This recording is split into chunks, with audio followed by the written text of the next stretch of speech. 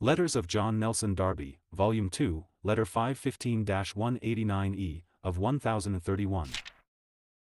P301J James, as to your question, it was up at the Tuesday laborers' meeting, and there was a unanimous feeling in it as to the substance of the matter.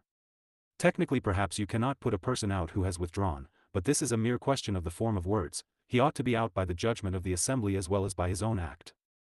In the case they had excommunicated him after his withdrawal. I might have said, such a person having withdrawn under a charge of sin, where investigation was refused by him and the guilt was not proved, is out of communion till the matter be cleared up before God.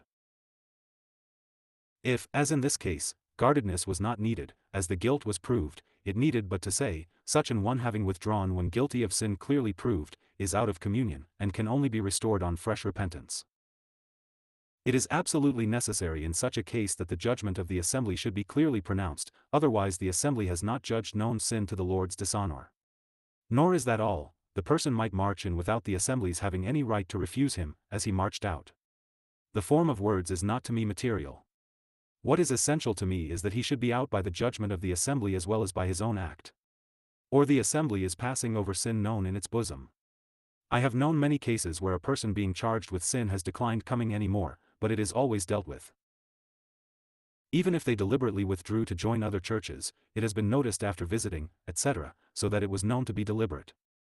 There was a time of a kind of revival working when people did not come for a long while and it was unnoticed, but it was felt, and it was only through neglect and not being noticed in the immense number, but it was felt that this could not be. They had never formally withdrawn. In this case it was worse, because he withdrew on purpose to hide it, though in vain. Only he had taken counsel of others, so that modifies his act, but why did he do so?